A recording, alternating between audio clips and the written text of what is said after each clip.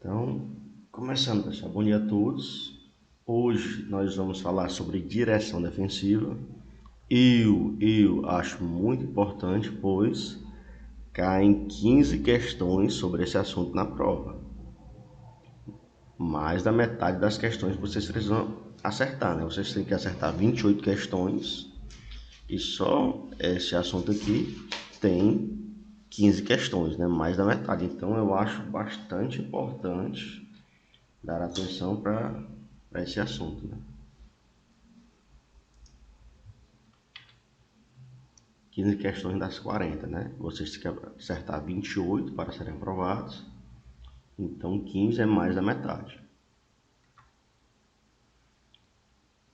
Nós vamos falar hoje sobre direção defensiva. Vamos falar sobre conceitos. Vamos falar sobre estratégias para prevenção de acidentes. Vamos falar sobre os tipos de distância. Vamos falar sobre condições adversas e sobre colisões. Eu prefiro começar com tipos de distâncias, porque esse assunto dá um pouquinho de dor de cabeça, às vezes tem grupos que têm dificuldade, né? Então eu vou começar por tipos de distância, depois a gente volta para o conceito, tá bom? Vocês estão me ouvindo aí? Tá bom o som?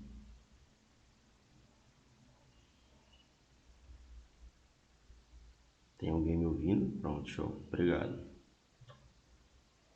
Então, vamos falar sobre esses 4 tipos de distância aqui, ó. Distância de segmento, distância de reação, distância de frenagem e distância de parada. O primeiro a gente já ouviu falar, né? Que é a distância de segmento. Ele também é chamado de distância segura, também é chamado de distância de segurança, chamada de distância segura, chamada também de distância de segurança, né? É a distância de segmento. E o que é? É a distância entre o seu veículo e o que vai à frente. Simples assim. A distância entre o seu veículo e o veículo que vai à frente. No Código de Trânsito Brasileiro diz que essa distância dentro da cidade, né, seria o espaço de um veículo. Dentro da cidade você deixaria o espaço de um veículo do veículo da frente. Se for em rodovias ou estradas, utilizaria a regra de 2 segundos. A regra de 2 segundos é quando você pega um ponto fixo na via, pode ser uma árvore, uma grande pedra, um poste, e você espera o veículo da sua frente passar por esse ponto e você conta 1, 2, até que o seu veículo passe. O código diz que se você tiver a 2 segundos, você está a uma distância segura. Então, na teoria que tem escrito uma distância de um veículo, do veículo da frente, ou a distância de 2 segundos. Na minha opinião, a distância de segurança é aquela que você não bate no veículo da frente caso ele pare bruscamente. Ah, é 2 metros, é 3 metros, é 5 metros. Não tem como eu dizer para vocês qual é a distância segura. Por quê? Porque se você estiver a 5 metros e bater no veículo da frente, a culpa é sua. Se você estiver a 10 metros e bater no veículo da frente, a culpa também é sua, porque o Código de Trânsito Brasileiro diz que o carro de trás tem que manter a distância do veículo da frente. Ele não fala nada sobre o carro da frente não poder frear bruscamente, não poder parar bruscamente, pois se ele o fez é por algum motivo, ou para evitar um acidente, para evitar atropelar alguém, para evitar atropelar um animal, para evitar cair num buraco. Então, quem tem a obrigação no código é o veículo de trás. Não adianta se mas ele parou bruscamente. Não tem lá nenhum código, nenhuma lei lá que proíba a pessoa parar bruscamente. Quem tem a obrigação de não bater no veículo da frente é o veículo de trás. Resumindo, se você bater na traseira de um veículo, você está errado. Você podia estar a 10 metros, 15 metros, a 20 metros, se você bateu na traseira do veículo da frente, você está errado. Qual é a exceção à regra? Se você tiver uma filmagem que mostre o veículo da frente dando uma ré e batendo no seu veículo. Se você não tiver essa filmagem, é complicado você provar que a culpa não é sua. Você tem que ter uma filmagem que mostre o veículo da frente dando uma ré e batendo no seu carro. Se você não tiver essa filmagem, dificilmente você vai se eximir dessa culpa aí, porque quem tem a obrigação é o veículo da frente. Ele tem a obrigação de tomar cuidado e manter uma distância segura. Na minha opinião, vai depender de N fatores. Vai depender se a pista está escorregadia ou não, se choveu ou não. Vai depender da qualidade do seu freio, das pastilhas do seu freio, da lona do seu freio, do fluido do freio, se ele está na quantidade certa. Vai depender da qualidade do seu pneu. Vai depender se o seu freio é comum, se o seu freio tem ABS com EBD. Vai depender do peso que você está levando no veículo. Vai depender da velocidade que você está imprimindo. Então, são tantas variáveis que eu não tenho como dizer para você se você ficar a uma distância X ou Y, você está seguro. O que eu sei é que se você vai bater na traseira de um veículo, você está errado. Então, isso é a prática. Na prova, qual é a distância de segmento, qual é a distância segura, o que é distância de segurança? É a distância entre o seu veículo e o que vai à frente, simples assim. A distância do seu veículo para o veículo da frente, a distância que você tem que manter do veículo da frente. Alguma dúvida em distância de segmento? Alguma coisa que vocês não entenderam?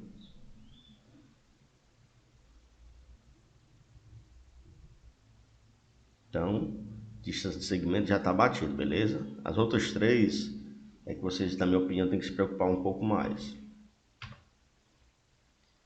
Agora, o que eu quero que vocês prestem atenção, pessoal? Quero que vocês já prestem atenção. O que é o início e o que é o fim. Eu acho bastante interessante vocês se atentarem para o início e para o fim. Se vocês entenderem que o que vale aqui é o início e o fim, fica bem mais fácil. Vou começar aqui. Distância de reação. É a distância percorrida desde o momento em que o perigo é visto. Aqui é o início. Desde o momento em que o perigo é visto. Esse é o início. O que é o início? É quando o perigo é visto, o obstáculo é visto. Então, vou dar um exemplo. A Letícia vem guiando o veículo dela lá na Mozar Lucena e ela avista um cachorrinho lá na frente, um cachorrinho. Então, esse é o momento que o perigo é visto. O perigo aqui, ou o obstáculo, é o cachorro. O cachorrinho está deitado lá no meio da pista. Então, o início da distância de reação é quando o perigo é visto. Nesse momento aqui, o perigo é o cachorro e a Letícia avistou o cachorrinho. Aí, continuando aqui após a vírgula, até o momento que é acionado o freio, né? No caso, o pedal do freio. Aqui é o fim da distância de reação. Então, a Letícia está vindo aqui na Mozar Lucena, Mozar Pinheiro de Lucena, né? Ela avista um cachorrinho lá na frente. Esse foi o início, quando o perigo é visto, quando o obstáculo é visto. E ela pensou, será que o cachorrinho vai sair do meio? Será que é melhor eu frear?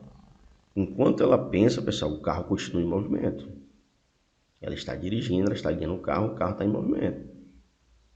Então ela avistou o cachorrinho. Enquanto ela pensa o que fazer, o carro ainda está se movimentando. Se ela estava a 60 por hora, né? Aí ela decidiu, vou frear.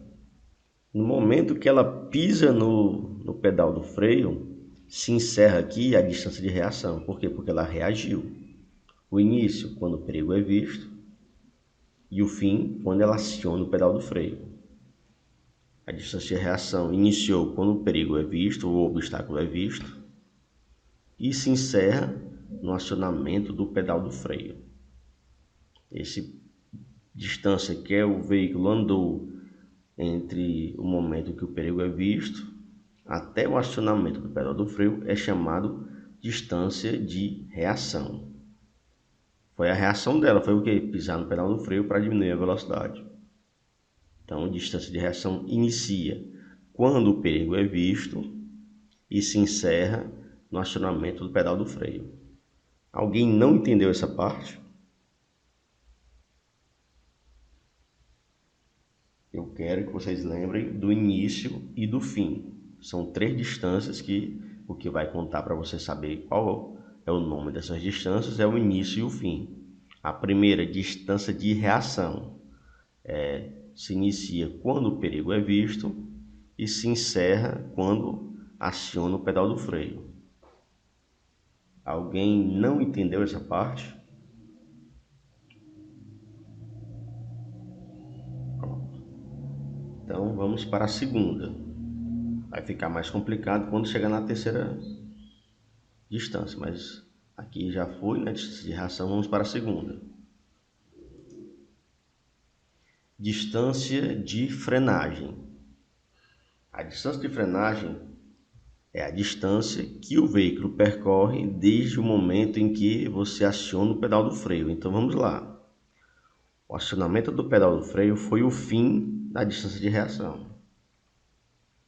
O acionamento do pedal do freio foi o fim da distância de reação. Se encerrou a distância de reação e esse mesmo pisado do freio iniciou uma outra distância, que é a distância de frenagem, que ela inicia com o acionamento do pedal do freio e se encerra com a parada total do veículo, quando o veículo chega na velocidade zero. Ela vinha a 60 por hora, ela acionou o pedal do freio, o veículo vai desacelerando, 60, 50, 40, 30, 20, 10, 0. Então, essa distância que o veículo percorreu do momento que ela acionou o pedal do freio até a imobilização total do veículo é chamada distância de frenagem. A distância de frenagem é a única distância que se inicia com o acionamento do pedal do freio. Então, se vier uma questão na prova que pergunte uma distância que se inicia com o acionamento do pedal do freio, você não tem dúvida, a distância de frenagem, porque ela é a única que se inicia com o acionamento do pedal do freio. É a única que se inicia com o acionamento do pedal do freio. Então, o início aqui, acionamento do pedal do freio, e o fim, parada total do veículo, imobilização do veículo. O veículo chegar na velocidade zero, quer dizer o que? Que ele está parado, não está se movimentando. Então, recapitulando, distância de reação é a distância que o veículo percorre do momento que o obstáculo é visto. Esse é o início. E ela se encerra com o acionamento do pedal do freio. Acionou o pedal do freio, encerrou a distância de reação. Ela já reagiu, se encerrou ali. Só que esse mesmo encerramento, que é pisar o pedal do freio, o encerramento da distância de reação, é o início de outra distância, é o início da distância de frenagem. A distância de frenagem inicia com o acionamento do pedal do freio e se encerra com a imobilização total do veículo. A distância de frenagem é a única distância que se inicia, com o acionamento do pedal do freio. A Beatriz pisou no freio, iniciou a distância de reação e ela se encerra no momento que o veículo chega na velocidade zero, porque ela estava a 60, o veículo começou a desacelerar. 60, 50, 40, 30, 20, 10, 0. Ela parou o veículo, imobilizou o veículo totalmente. Chegou na velocidade zero, né? Então, essa é a distância de frenagem. A única que se inicia com o acionamento do pedal do freio. Você não precisa nem ver o encerramento. Se iniciou com o acionamento do pedal do freio, pronto, é frenagem. Iniciou com o acionamento do pedal do freio, frenagem, pronto. Não tem que estar esperando. Foram 2 distâncias até agora. Tá tranquilo? Tá difícil? Tá de boa? Quer que eu repita alguma das 2 agora? Ou podemos ir para a terceira?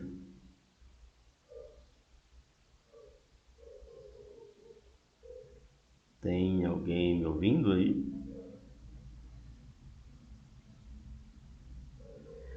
Vamos para a terceira então. Essa terceira, pessoal, é chamada distância de parada. A distância de parada é a soma das duas distâncias anteriores. É a distância de reação mais a distância de frenagem. Então, o início dela é o início da distância de reação. A distância somada desde o momento em que o perigo é visto é o início dela. É o início da distância de reação. E o fim da distância de parada é o fim da distância de frenagem. Então, desde que o perigo é visto até a parada total do veículo. A distância de parada é a soma das duas distâncias anteriores. Ela se inicia quando o obstáculo é visto e se encerra quando o veículo chega na velocidade zero, quando ele chega a parar totalmente. Essa é a distância de parada. É o início da distância de reação e o fim da distância de frenagem.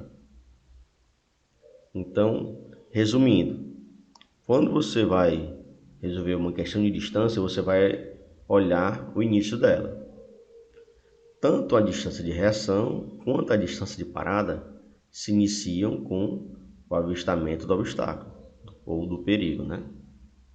Se começar com o avistamento do obstáculo ou do perigo, você vai ter que ler o final para saber se a de reação ela se encerra com o acionamento do pedal do freio. Se é de parada, ela se encerra com a imobilização total do veículo. Se começar com o acionamento do pedal do freio, você já sabe que é de frenagem.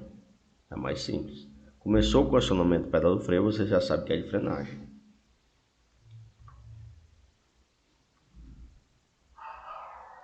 Então, ó, tá aqui o carro da Letícia. A Letícia vem dirigindo aqui na Mozar Lucena.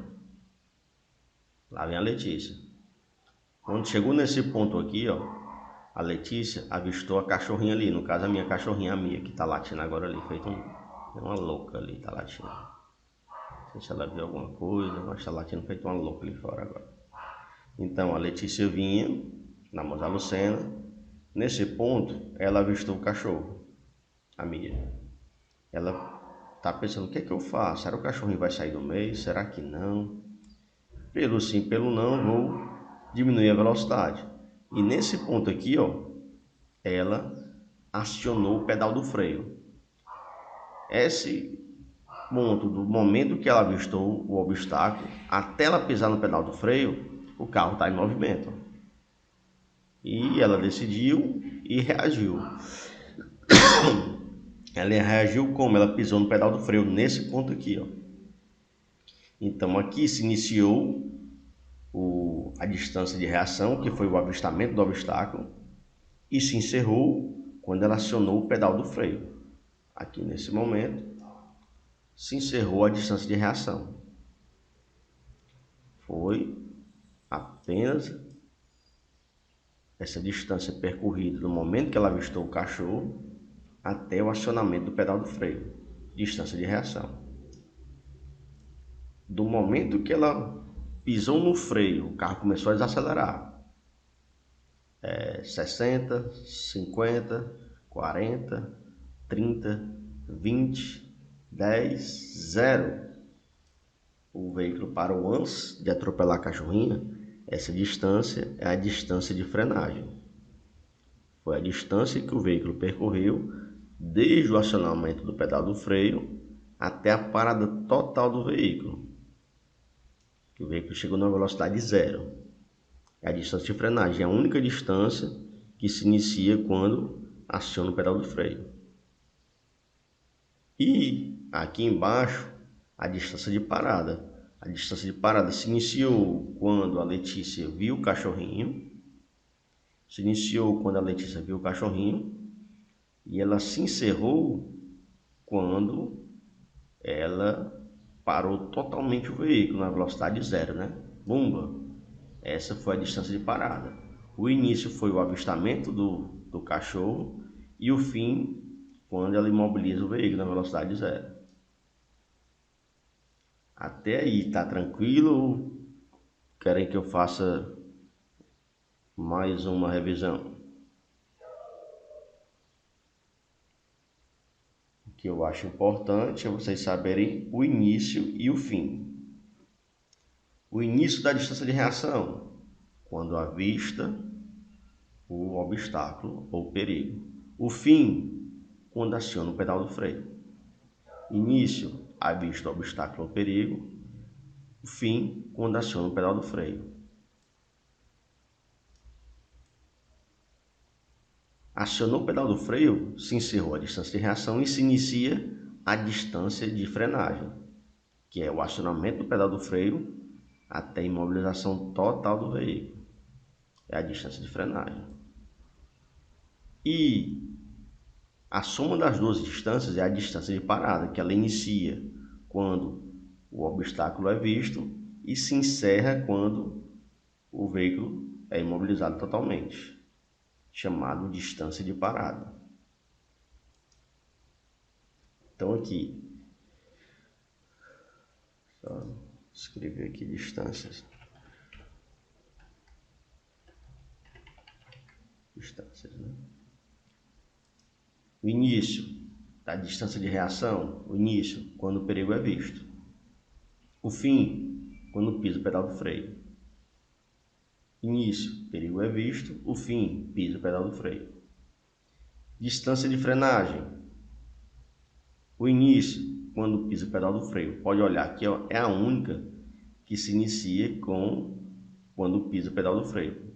Então, se o início for quando pisa o pedal do freio, você já sabe que a resposta é distância de frenagem. Distância de parada. O início, quando o perigo é visto, o mesmo início da distância de reação. O mesmo início da distância de reação. Então, distância de reação e distância de parada, a gente vai observar o que? O início é o mesmo, o que vai dizer o nome da distância vai ser o fim. Quando o perigo é visto, início da distância de reação. O fim, quando pisa o pedal do freio, o fim da distância de reação. Distância de parada, início quando o perigo é visto e o fim, a parada total do veículo. Você aprendendo essa tabela aqui, você responde qualquer uma questão sobre esse assunto, né? Então, recapitulando. Distância de segmento, a distância que você mantém segura do veículo da frente. Distância de segmento, a distância que você mantém do veículo da frente. As outras distâncias, você vai observar o início. O início da distância de reação é quando o perigo é visto. E o fim, quando pisa o pedal do freio. O início da distância de frenagem, quando pisa o pedal do freio, é a única que se inicia quando pisa o pedal do freio. E o fim na mesma é parada total do veículo. Início da distância de parada é quando o perigo é visto. E o fim, parada total do veículo. Então, alguma dúvida até aqui? Tá tranquilo? Foi de boa? Me ajudem aí.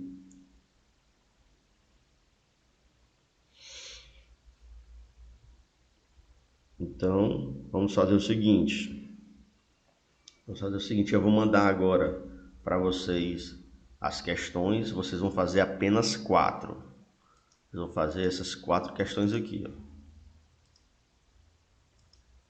Vou fazer essas 4 questões agora, só para a gente não ficar com dúvida, beleza? Vou mandar agora para vocês, só um minuto. Quinta, a distância percorrida pelo veículo desde que o perigo é visto. Olha aí, ó. Perigo é visto é o início, ó. Desde que o perigo é visto é o início.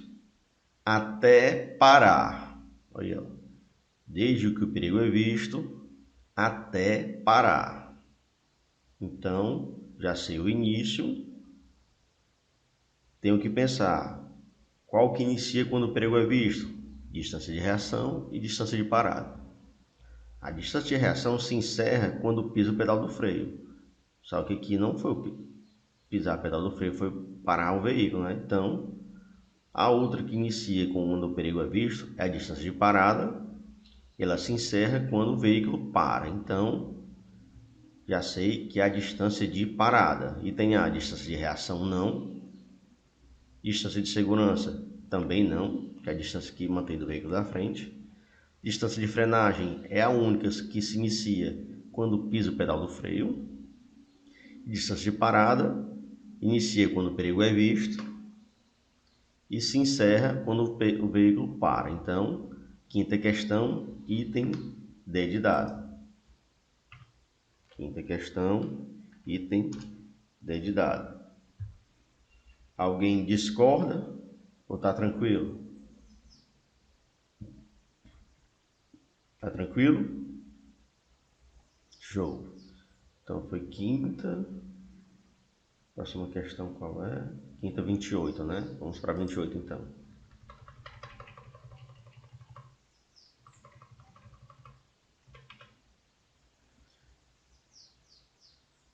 Vigésima oitava. É dever do condutor guardar distância de segurança, olha aí, distância de segurança, ou distância de segmento, ou distância segura, né?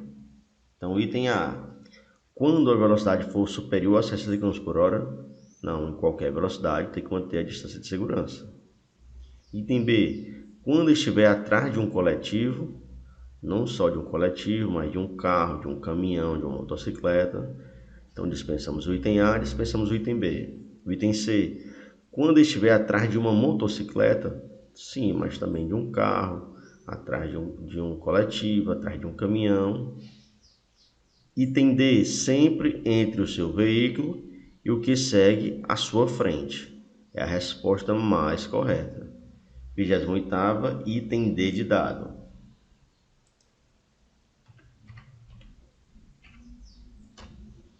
Vigésima oitava, item D de dado. Tranquilo até aí? Alguma dúvida? Posso ir para a próxima? Show. Próxima é 29ª. Distância em que se percorre desde que se aciona o freio. Olha aí, ó. A primeira distância aqui, que ele diz, o início da distância é com o acionamento do pedal do freio. Eu não preciso nem me preocupar com o fim. A única que se inicia com o acionamento do pedal do freio é a distância de frenagem. Não preciso nem me preocupar com o fim. Se iniciou com o acionamento do pedal do freio, é a frenagem. Ela se encerra com a parada total do veículo. Continuo ler até parar. Pronto, eu já sabia. E tem a distância de reação. Reação, o início é quando o obstáculo é visto. Aqui se iniciou quando acionou o pedal do freio. A distância de reação, o fim dela, o acionamento do pedal do freio. Só que aqui, o acionamento do pedal do freio é o início. Então, dispensei o item A. Item B, distância de segurança ou segmento, é a distância que se mantém do veículo da frente. Dispensei o item A, dispensei o item B. O item C, distância de frenagem, é o único que se inicia com o acionamento do pedal do freio. Então, já sei a resposta, item C. Item D, distância de parada se inicia quando o obstáculo é visto e se encerra com a parada total do veículo. Então, a única resposta certa é o item C de casa. 29ª, item C de casa. 29ª, item C de casa. Até aí, tá tranquilo? Podemos ir para a última.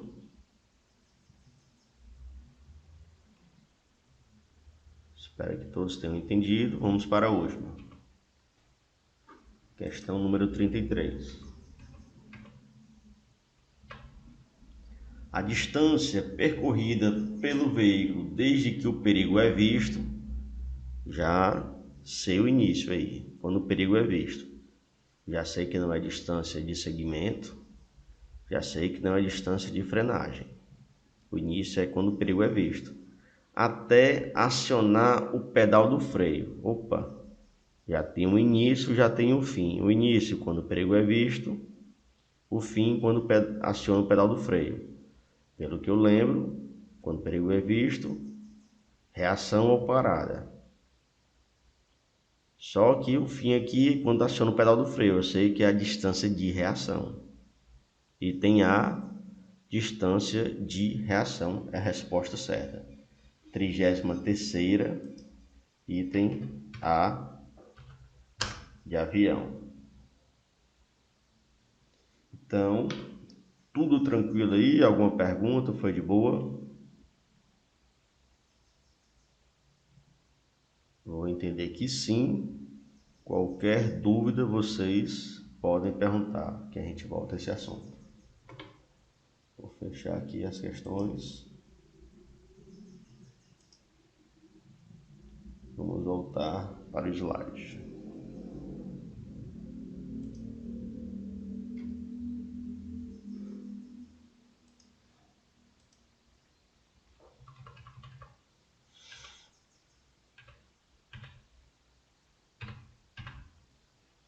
Vamos agora para o conceito, né? Direção defensiva, conceito. Dirigir ou pilotar de forma a evitar acidentes, apesar das atitudes incorretas dos outros condutores e pedestres e das condições adversas do trânsito. Dirigir é quando você pilota mais calmamente, né, de baixa velocidade, bem abaixo do máximo permitido. Pilotar, quando você sempre quer andar no limite máximo da via ou até mesmo ultrapassar o limite máximo da via, né? A velocidade é 80 km por hora, você quer andar 80, 90, só baixa quando chega perto de um fotossensor, de um semáforo, né? Então dirigir é dirigir de forma mais cautelosa, mais defensiva, pilotar é um pouco mais agressivo, né? De forma a evitar acidentes, apesar das atitudes incorretas dos outros condutores e pedestres. O trânsito, pessoal, o trânsito é coletivo, você não está só ali na via, né? Então, sua pilotagem e a questão de sofrer acidente ou causar acidente não depende só de você, o trânsito ele é coletivo. Você está fazendo o correto, está fazendo o que é certo, vem alguém e bate em você. Acontece, o nome é acidente. Você tem que saber que isso no trânsito é comum.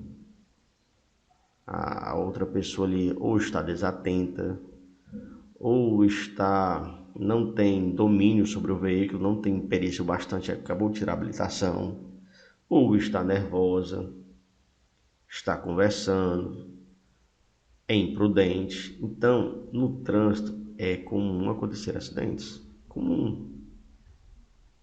Não é uma coisa do outro mundo, não. É bem comum. Você tem que saber lidar com isso. Você vai ter que ter a tranquilidade. Caso isso aconteça, não adianta você querer brigar. Não vai adiantar de que aconteceu, já bateu. Tem que tentar resolver. Então, saiba que acidentes no trânsito acontecem, são comuns. Vocês, com certeza, vocês todos os dias estão no trânsito. Quando vocês colocam o pé fora da casa de vocês, vocês estão participando do trânsito, como pedestres, se estiverem a pé, como passageiros, se estiverem no banco de passageiro, no banco de trás, ou como pilotos ou motoristas, se estiverem guiando o veículo. Então, vocês veem acidentes de moto, de carro, de bicicleta. Não é cor do outro mundo, não, é normal. Cabe a vocês tentar evitar sempre tentar evitar. Um acidente é uma coisa ruim.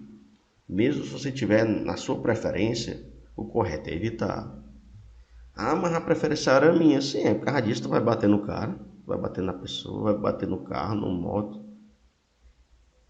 Nem sempre, pessoal, a pessoa lá tem condições de pagar seu veículo, viu? Então evite. Às vezes a pessoa quer pagar, mas não tem condições. Às vezes é um entregador, às vezes ele não é o dono do veículo, ele é apenas um motorista. Acidente, pessoal, é dor de cabeça. Ah, mas a pessoa lá tem um seguro. Ah, tá. Ela vai arcar com tudo, beleza. Não sei se vocês sabem, quando a pessoa aciona o seguro, primeiro ela tem que esperar chegar lá, uma perícia. Hoje em dia, a perícia do Estado ou prefeitura só vai se tiver acidentes. Se tiver acidente, não. Se tiver vítima. Se for apenas danos materiais, não vai mais, pessoal. Você tem que bater as fotos ali e entrar na justiça. Até 6 meses atrás, um ano atrás, quando você sofreu um acidente, você ligava para a perícia, ia lá uma equipe da MC, ia lá um juizado especial móvel para fazer lá o acordo. as duas partes assinavam o acordo, a MC dizia quem estava errado, então ali já era determinado quem estava errado, quem tinha que pagar, já era estabelecido um acordo, quem pagava o quê, quanto, aonde, o período de tempo, era fechado um acordo bem. Hoje em dia não, só vai uma equipe da MC lá para o local se tiver vítima, se não tiver não vão. Não tem mais o juizado móvel que ia lá para estabelecer o acordo entre as duas partes, não tem mais, pessoal. Você tem que bater fotos, filmar o máximo que der, como é que foi o acidente, e entrar na justiça. Você ou vai atrás do defensor público ou vai gastar dinheiro com advogado agora. Então, as coisas aqui só tenderam a piorar. E às vezes a pessoa não tem dinheiro para pagar. O seu carro é novo, o seu carro é seminovo, o cara não. E às vezes a pessoa, quando quer consertar, ela quer consertar no mecânico amigo dela, perto da casa dela. Não desmerecendo, né? Mas você não conhece, a pessoa trabalha bem ou mal. Às vezes a pessoa, não, mas é só uma gambiarra aí só pra dizer, mas faz com a tinta mais barata possível, faz o que der mais barato, que eu não quero gastar muito não. E você, às vezes, tem que aceitar, porque ou é isso ou entrar na justiça. Tá na justiça pode dar 2 anos, 3 anos, 4 anos. Às vezes você não tem mais nem com ele, já até é vendido. Toda vez que você vai para a justiça, é tempo. Você tem que ter tempo, né? Paciência. Você com certeza vai ter que consertar o veículo do seu bolso, entrar na justiça para ser ressarcido o valor. Porque não tem perigo de sair antes você ajeitar seu veículo, não. Não sei que você não ajeite mal o veículo, né? Vai depender do acidente, né? Então, nem sempre você causa um acidente, às vezes é outras pessoas. Você sempre tem que dirigir por você e pelos outros. Você sempre tem que dirigir por você e pelos outros na questão de evitar acidentes. Se dirigir só por você, vem outro e bumba, você tem que estar com a atenção difusa para todos os lados, desviar, sair. Às vezes, para você não causar acidente, você tem que desviar, tirar seu veículo, porque o cara veio para cima, você tem que tirar seu veículo da situação ali. Eu aconselho sempre evitar acidentes. Ah, mas a preferência era minha. Beleza. Lá ali é um bandido que está fugindo. Ele vai pagar seu carro, vai. Ali é um assaltante que está fugindo ali. É um pobre coitado que não tem condições. Um entregador. É um motorista. O cara ganha um salário mínimo o, o prejuízo do teu carro é 4, 5 mil. Ele vai ter condições? Não vai. Ele vai dizer assim, não, mano, não tem condições não, pode estar na justiça. Vai ter que ficar na justiça. Quando tu ganhar, se tu ganhar, depois de 2, 3 anos, ele vai ter que pagar parcelado. 10, 20 parcelas, 30 parcelas, vai depender do salário que ele ganha. Também, irmão, o melhor é evitar. E depois, se o teu carro é novo, depois que ele bate, meu irmão, perdeu. Perdeu, não é mais novo, né? Tá batido, por mais que conserte, nunca fica o que era antes, não tem como. Então, evitar é sempre melhor. Aqui os condutores e pedestres. Às vezes o pedestre se joga na frente do seu carro, ele sai de trás de um ônibus. Às vezes uma bola atravessa a pista. Você vai ter que se virar, porque depois da bola vem a criança correndo ou o adolescente. É certeza, com certeza. Espero que dê tempo se dizer, às vezes não dá. Então, acidentes infelizmente acontecem. Você pode tomar algumas atitudes que você consegue prever, anteceder os acidentes. Se você estiver numa velocidade baixa, você consegue ter mais tempo de reação, né, para evitar o acidente. Não é tão simples, mas é possível.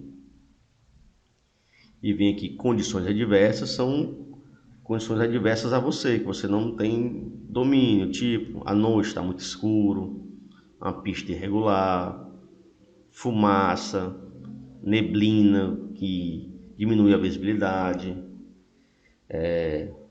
calor muito intenso ou um frio muito intenso, pista escorregadia, são condições adversas que não dependem de você, da sua pilotagem, são coisas externas, né? Dirigir ou pilotar de forma a evitar acidentes. Dirigir envolve calma, paciência e muita atenção. Pilotar é mais para quem gosta de velocidade e ação, né? Cadê o Valber, né? O Valber é o tizio, né? O Valber só gosta de dirigir com o braço para fora do veículo, ele tipo Dom Toretto, né? Dos Velozes e Furiosos, né? Então, pronto, aí o Valber tá aí. Ele gosta de dirigir em alta velocidade, sempre no limite, 80 por hora, ou um pouco a mais, só diminuindo quando ele vê o fotossensor. Ele dirige apenas com a mão no volante, com o braço lá de fora, igual o Velozes e Furiosos, né? É massa, é legal, mas se ele se envolver numa situação de risco, vai desprender mais dele, mais habilidade, né, no volante para conseguir evitar. Diferente da Letícia, que anda mais cautelosa, ela não anda sempre no limite, ela vai ter mais tempo e vai exigir menos perícia dela, porque ela está em baixa velocidade, ela está mais atenta, está com as duas mãos no volante. O Valber é só que dirigir com a mão no volante, só uma e outra na janela do carro e tal. Então, vai sempre precisar de mais habilidade e perícia do Valber do que na Letícia, que anda em baixa velocidade, né? Não basta só ser habilitado, né? Tem que ser um bom cidadão no trânsito, tem que exercer a função de motorista defensivo, sempre tentar antever o problema e evitar antes que aconteça, né? Você tem que tentar prever, né? O objetivo principal sempre é evitar acidente de trânsito, independente de quem o causou, outros condutores ou pedestres ou condições adversas, né? Não é porque o cara iniciou o problema ali que você tem que deixar seu carro se chocar no dele, que ele se jogou na sua frente, que ele lhe trancou. Se você puder evitar, evite. É o famoso dirigir por você e pelos outros. Um dia desse, pessoal, quando eu digo um dia desse, já está com 1 ano e meio, 2 anos. Eu vinha andando ali perto do Parque do Cocó ali. Eu vi uma coisa que não é todo dia que a gente vê, né? Desceu do carro um japa. Quando eu digo um japa, era um oriental bombado, o cara grandão, meu irmão, bombado, com um taco de beisebol. Meu irmão, tá aí uma coisa que o cara não vê todo dia, né? Ele desceu do carro dele, que era um carrão, acho que o japa era estribado. O cara era bombado, com um taco de beisebol para agredir. Ele ia bater no. Ia dar uma paulada, né? Um taco de beisebol de madeira, né? No para-brisa de outro veículo, né? Por coincidência, vinha passando uma viatura da polícia, a viatura da polícia desceu, os dois policiais armados apontaram a arma para o Japa e mandaram o Japa baixar o taco de beisebol. Meu irmão, tá aí uma coisa que o cara não vê todo dia. Um Japa com taco de beisebol e dois policiais mandando ele baixar o taco e ele ia arregaçar o para-brisa de um outro veículo. Quando os policiais mandaram ele baixar o taco e tal, que desce o vidro, né? O motorista do veículo que leva a paulada desceu o vidro. Era um senhorzinho, o senhorzinho devia ter uns 70, 80 anos. Tremendo de medo, o pop tava. O Japa, quando viu, até ele mesmo assim, poxa, macho, era um senhor, um idoso. O Japa, não, macho, ele me trancou. Com certeza, o senhor não trancou o Japa porque que, às vezes o reflexo não é mais o mesmo, né? Já com 70, 80 anos, era um senhor, tava com a senhora do lado dele. E o Japa, eu acho que tomava muita bomba, o Japa era enorme, ia quebrar o para-brisa do senhorzinho. Mas Deus foi tão grande no momento ali que vinha uma viatura da polícia na hora, viu, desceu e impediu isso, sabe? Aí o Japa, até ele, quando viu que era um senhor, ele se encabulou, pensava que era um rapaz novo e tal, não sei. Eu acho que o cara cheio da bomba, muito agressivo. Então, pessoal, não adianta se estressar, querer brigar. Às vezes a pessoa não faz por mal. Às vezes é falta de perícia, é falta de habilidade, é falta de domínio do veículo, né? O Japa alegou que ele tinha sido trancado 2 vezes pelo senhor que estava no outro veículo. Mas isso não é o bastante para ele descer e arregaçar o veículo com um taco de beisebol, né? É um exagero, pelo amor de Deus. Então, na minha opinião, o conselho que eu dou a vocês é evitar, pessoal, evitar problemas no trânsito, evitar problemas no trânsito. Vocês não vão ganhar nada com isso. Então, a gente falou aqui do conceito, né? Deixa eu só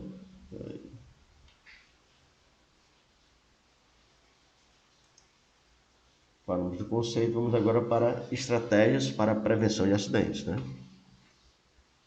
Estratégias para prevenção de acidentes.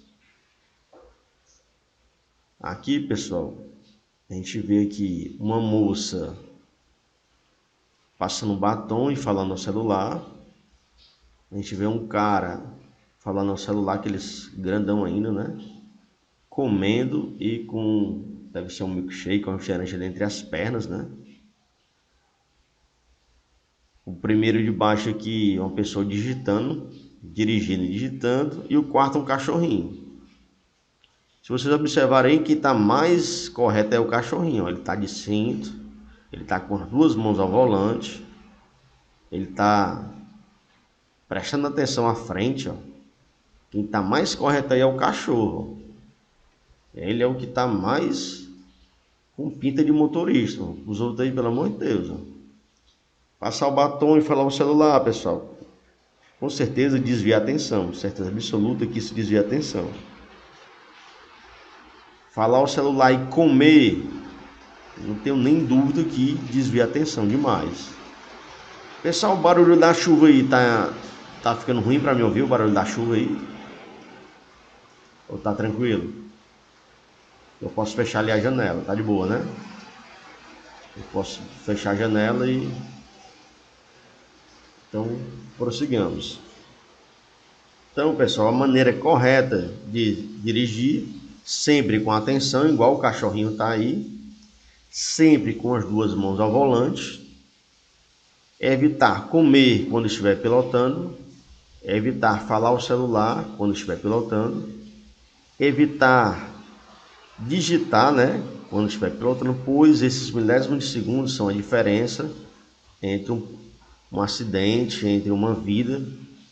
Então, os motoristas de hoje meio que já estão enraizados, né? Essas atitudes, né? Essas ações é mais difícil de tirar, mas vocês, como são uma nova geração de motoristas, a tendência é que a gente tente colocar isso na cabeça de vocês e sempre evitar acidente, sempre, né? Até na cabeça do Valber, né? Que é mais motorista vida louca aí, né? Mas a gente está tentando aqui. Aqui, pessoal, é individual, o importante é estar confortável e ter bom senso. Aqui é uma tentativa de guiar para vocês, deixar vocês o mais confortáveis quando forem dirigir.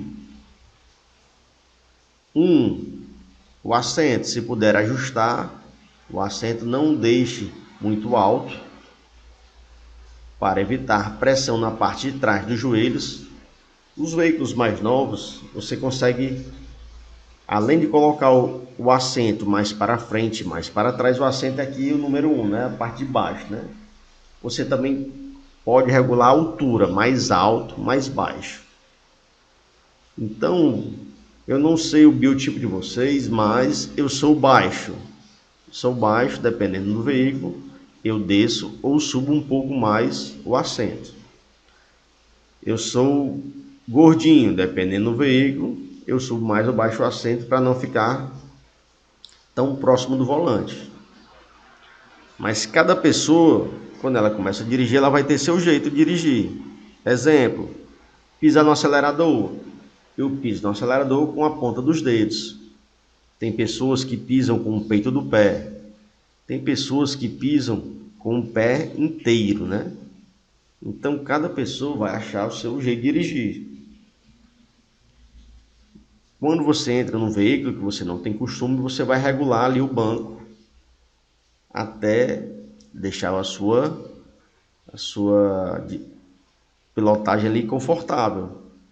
Se for um percurso pequeno, você até aguenta andar desconfortável, mas um percurso longo, você vai ficar cansado, suas pernas podem doer, seus braços podem ficar cansados, né?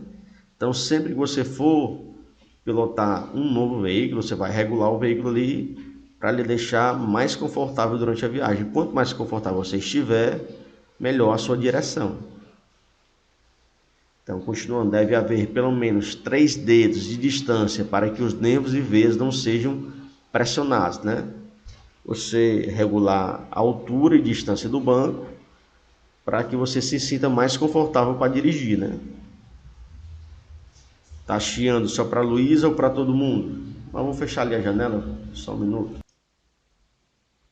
Então, continuando. O encosto. O encosto, você vai posicionar ali o banco, né, para as suas costas, ou um pouco mais inclinado, um pouco mais reto, né, posição 90 graus, vai depender do jeito que você gosta de pilotar. Eu gosto um pouco mais inclinado, tem gente que gosta um pouco mais em pé, né? Tem gente que gosta de ficar mais próximo do volante, tem gente que gosta de ficar mais longe, né? Aí depender de cada um. A coluna deve ficar totalmente em contato com o encosto. O melhor ângulo é entre 100 e 120 graus. A inclinação excessiva aumenta o risco de deslizar sob o cinto numa colisão, né? O cinto também você regula a altura, né?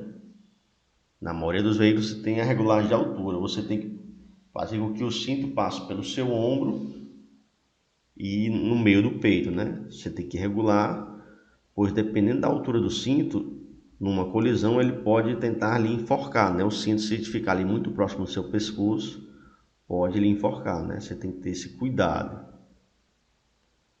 Ele tem que ficar ali pelo seu ombro, passando pelo peito, né? Não deixar ele ficar tão alto a ponto de ficar próximo do seu pescoço, que ele pode lhe degolar, né? No acidente. Questão das pernas. Para regular a distância do banco em relação ao painel, pressione o acelerador ou a embreagem até o fundo, até que o joelho fique levemente flexionado. Quando em descanso, a planta do pé deve ficar totalmente em contato com o piso. Então você tem que manter ali a distância do banco em relação aos pedais, vai depender do seu tamanho, do tamanho das suas pernas, né? Quem tem as pernas mais curtinhas, que é o meu caso, fica um pouco mais próximo, né? Quem tem as canelas, as pernas grandes, né, maiores, vai ficar um pouco mais distante, pois você tem que evitar ali a pressão nos joelhos, né? Tem que deixar ali os joelhos numa posição que fique confortável, né? Não é colocar os joelhos, você tem as pernas longas, colocar muito perto e ficar com o joelho quase batendo no volante, né? Então, depende muito do seu biotipo físico. Então, cada pessoa tem sua maneira correta, né? Tem seu jeito de sentar, de pilotar, né? Volante, se houver ajuste de altura ou distância, o volante tem de ser posicionado de maneira que se vejam todos os instrumentos sem precisar mover a cabeça para ter alguma informação. O volante, pessoal, geralmente ele é vazado, geralmente não, ele sempre é vazado, né? Pois você consegue ver os instrumentos por esse espaço aqui, pessoal. Os instrumentos é o painel do veículo. O painel do veículo vai ter a velocidade, a rotação por minuto, se o farol está aceso, se o freio de mão está puxado, se o ar-condicionado está ligado, se o farol de milha está aceso, se tem algum problema no veículo, se tem algum problema na injeção eletrônica, se tem algum problema na bateria. O painel ele dá um aviso geral do que está acontecendo no veículo, pessoal. Você tem que ajustar o volante. Nos veículos mais novos você pode ajustar a altura do volante e a distância do volante. Tem um computador de bordo aqui no painel que ele lhe diz o consumo, quando está consumindo muito, está consumindo pouco. Então você tem que ajustar o volante e o seu banco de uma maneira que você consiga só embaixar a vista, sem precisar mexer a cabeça, você vê por dentro aqui, ó, desse espaço, que vai lhe dar acesso ao que tem no painel. O painel ele dá ali um check-up geral de como está o veículo, né? Você tem que enxergar apenas embaixar a visão, sem precisar mexer a cabeça para olhar, né? Então, nos veículos mais novos, você tem uma alavanca aqui embaixo, ó, você puxa essa alavanca, você consegue regular a altura, mais baixo, mais alto, e a distância, mais próximo, mais distante de você, né? Nos veículos mais novos, Você puxa uma alavanca aqui embaixo que o volante ele se ajusta ao seu tamanho, né? As mãos, segure o volante com as mãos correspondentes aos ponteiros de um relógio. A gente vai ver já já, mas eles gostam muito que você compare aqui o volante com um relógio analógico, né? Com um relógio analógico, e suas mãos fiquem na posição 9 e 15, né? O ponteiro pequeno aqui no 9, o ponteiro grande apontado para o 3, né?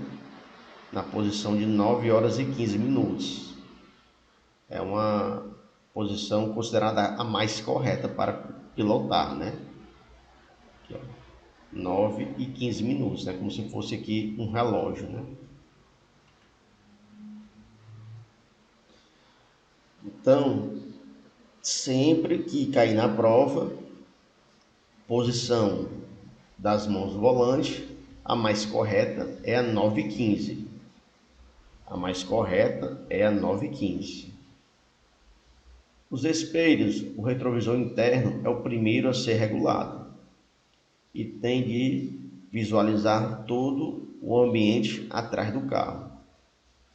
No carro vai ter o vidro traseiro, né? Você vai regular ali o retrovisor interno para que você veja todo o vidro traseiro do veículo.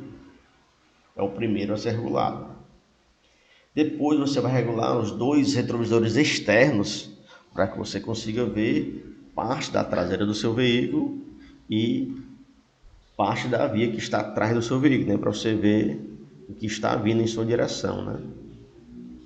Quem vai lhe ensinar isso é o instrutor, né? De prática, né? Prática de direção. Ele vai ensinar você, quando entrar no veículo, você vai ajeitar ali o banco, vai ajeitar o retrovisor interno e vai ajeitar os dois retrovisores externos, né? Pois isso também vai ser avaliado pelo avaliador no dia da prova prática, né? Lá no Detran, né? Ele vai olhar se você regulou os retrovisores interno, externo e o banco, né? Para sua melhor pilotagem, né? Mais confortável. 7. Cabeça. Para encontrar a melhor posição do apoio de cabeça, levante-o até que a linha dos olhos fique bem na metade do encosto. A linha dos olhos fica na metade do encosto. Você vai ter um botãozinho que você aperta lá e consegue mover para cima e para baixo o encosto. Se possível, deixe uma folga de cerca de 3 dedos do apoio.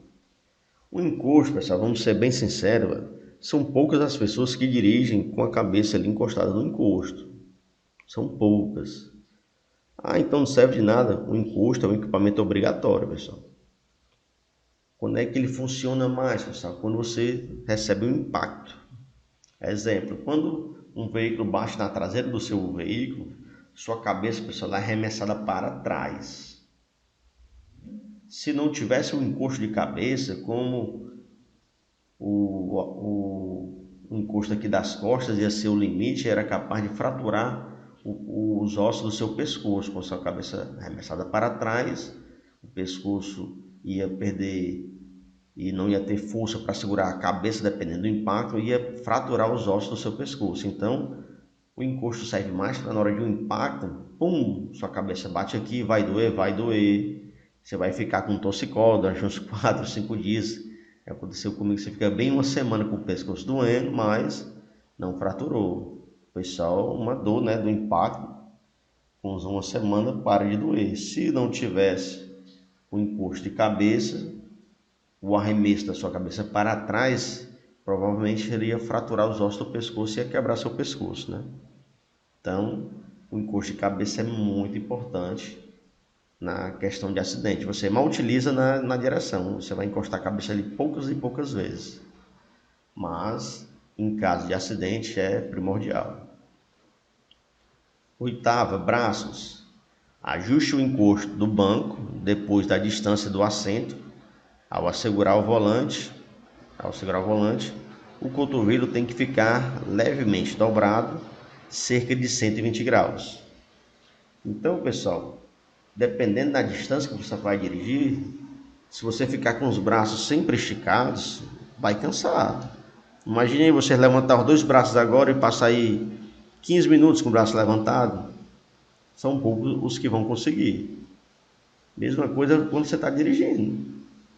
O correto é você deixar os braços levemente arqueados, né? Um pouco dobrados, flexionados, para aguentar uma viagem, meia hora, 40 minutos, 1 hora, 2 horas, 3 horas. Você pega uma viagem de 3 horas, se você estiver de uma maneira desconfortável, tu é doido, você chega lá todo quebrado, todo dolorido. Então, quanto mais longa a viagem, mais confortável você tem que estar. Porque senão você chega lá, parece que levou foi uma surra. Em vez de aproveitar a viagem, você vai chegar lá todo dolorido, todo quebrado. Então tem pessoas que nem o Valber aí, que ele anda com o braço bem estendido, segurando lá no topo do volante, e o outro braço na janela. É legal, é garotão, mas o cara não aguenta muito tempo não. Sabe que eu tô só brincando, né, Valber? Que é só brincadeira. Nunca conheci o Valber, nunca o vi, mas só por aceitar a brincadeira aparenta ser um cara gente boa, né? Então quando eu digo que ele faz isso aí, eu tô só brincando, pessoal. Mas se você pegar aqueles motoristas ali do filme Velozes e Furiosos, ele usa só uma mão no volante, o braço totalmente esticado, né? Eles seguram lá em cima do volante, né? E o braço lá de fora. Não se iluda, aquilo ali, você não aguenta muito tempo não. Por quê? Porque cansa, meu irmão.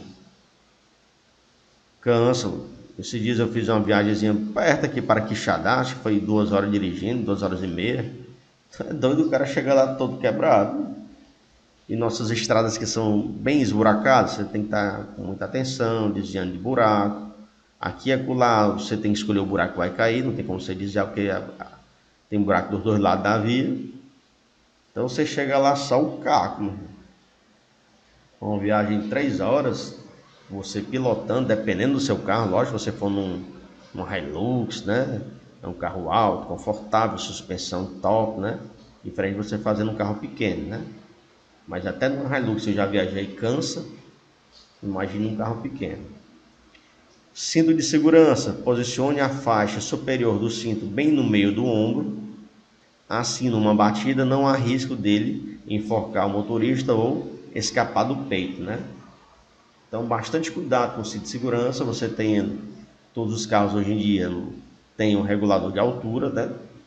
Você regula ali a altura para que ele realmente faça a função. E para que ele jamais passe perto do seu pescoço, né? Para não, caso um acidente, ele chegue a lhe degolar, né? Degolar ou então lhe asfixiar, né?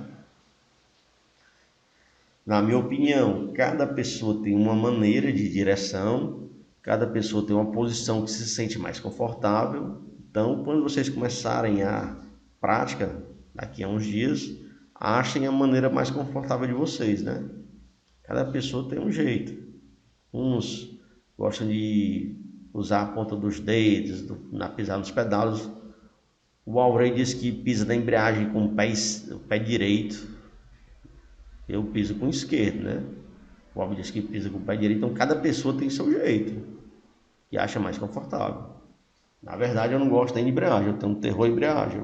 Eu sou gordinho, eu sou preguiçoso, né? Eu gosto de carro automático, né?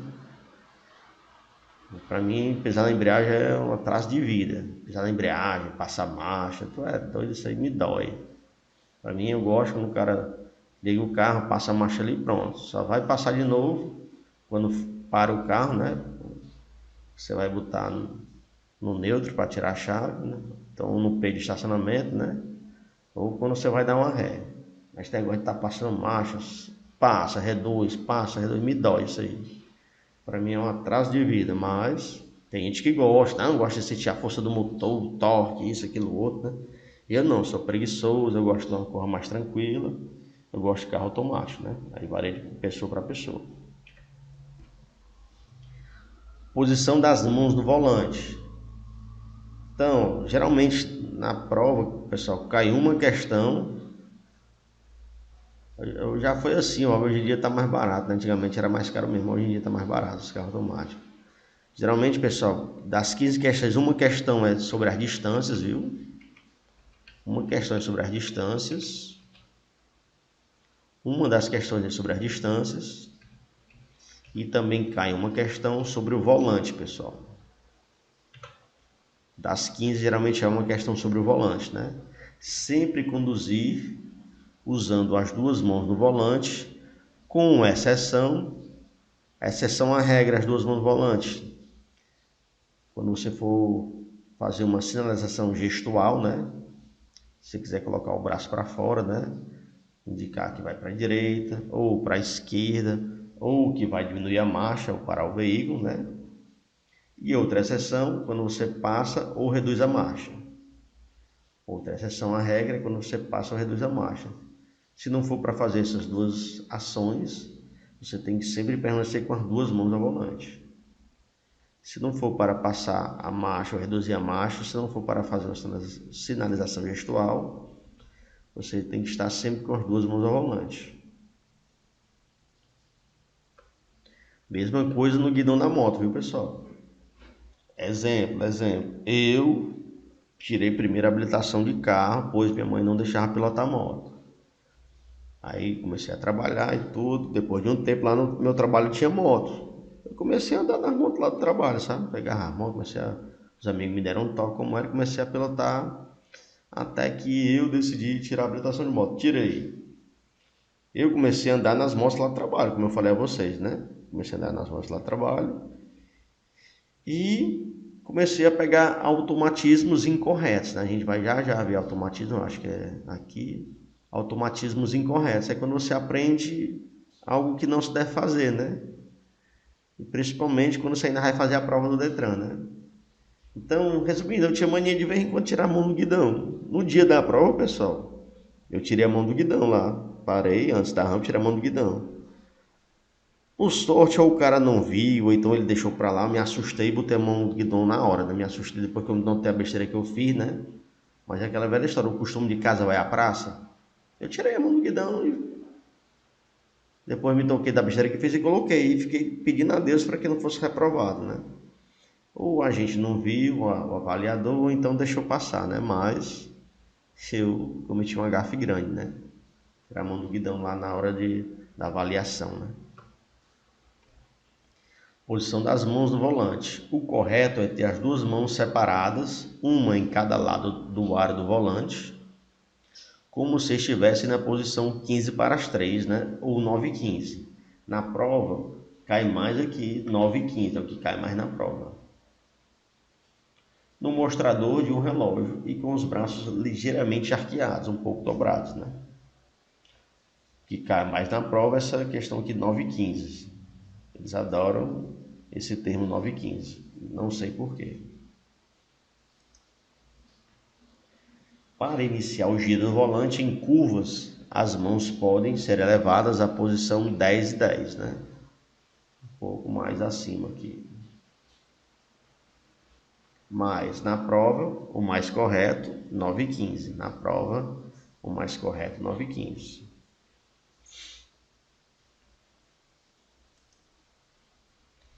Na prova, o mais correto, 9 e 15. Apareceu os dois aí, 9 e 15, 10 e 10, o mais correto, 9 e 15.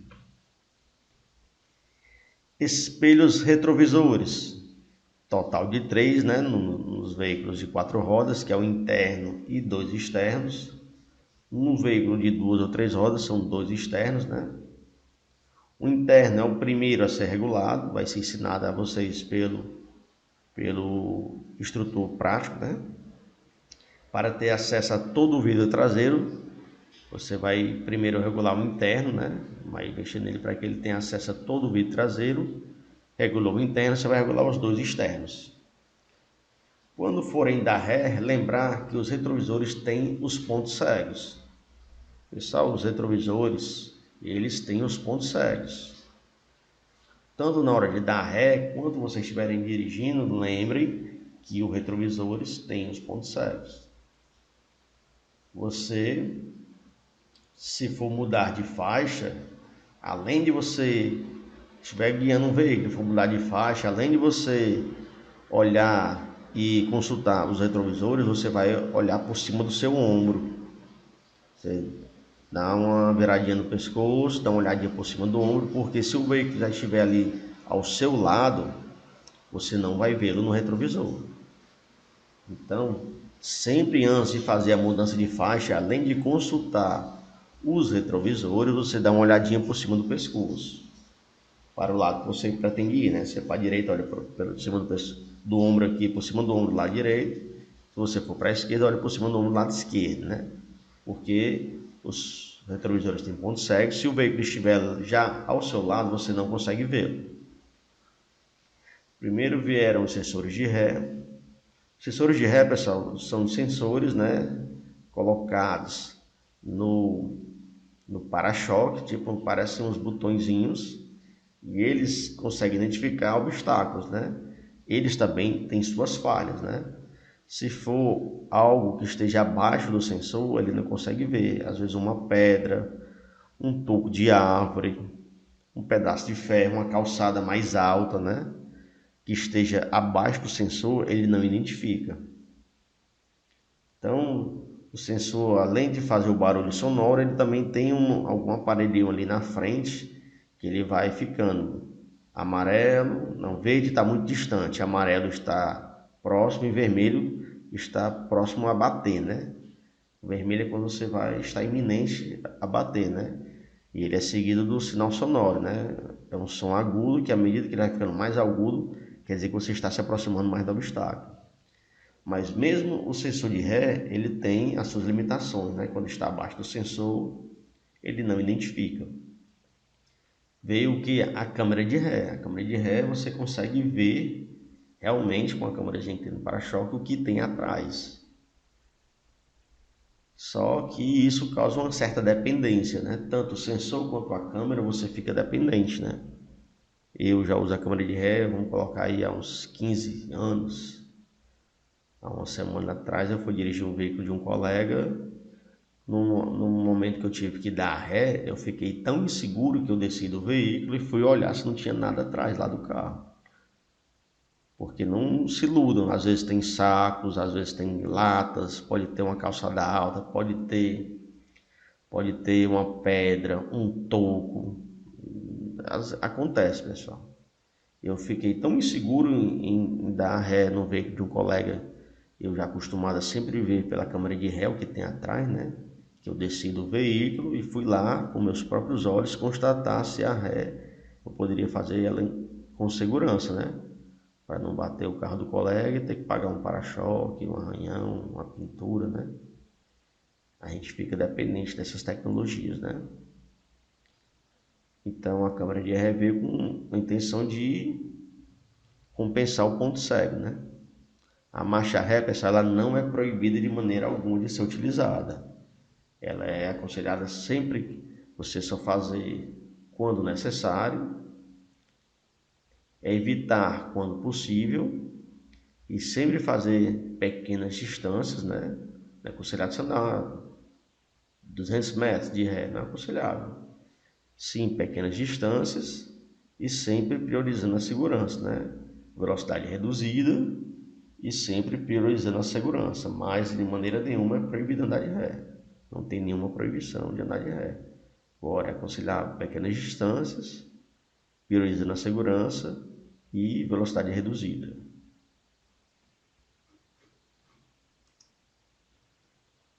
Cinto de segurança é obrigatório para todos os passageiros do veículo e é individual. Nada de colocar um adulto e uma criança, nada de colocar duas crianças, o cinto de segurança ele é individual. Se dois estão sem cinto num carro, apenas uma multa. Se 5 estão sem cinto em um carro, apenas uma multa. Diferente da motocicleta. Se 2 estão sem capacete, 2 multas. Então, no carro, se 5 estão sem um cinto, apenas uma multa. Na motocicleta, se tem 2 pessoas e as 2 estão sem capacete, são 2 multas. Aquela história que muitas pessoas pensam que no carro só tem que usar cinto de segurança os 2 da frente é errado, né? Tem que ser as 5 pessoas do veículo. Se for um carro de 7 pessoas, as 7 pessoas. Essa história de só os motoristas, só o motorista e o passageiro da frente não existe, são os 5. Característica de um condutor defensivo. Rapaz, olha aí, é educado, gentil e cortês. Ele conhece e respeita seus direitos e deveres. Ele prefere a segurança à razão. Geralmente é um bom cidadão. Ele respeita as leis de trânsito. É prudente, sensato e amigo. Mulher que achar um homem assim seguro e não solte, é para casar. E vice-versa, né? Então, o cara ter todas essas características aí, né?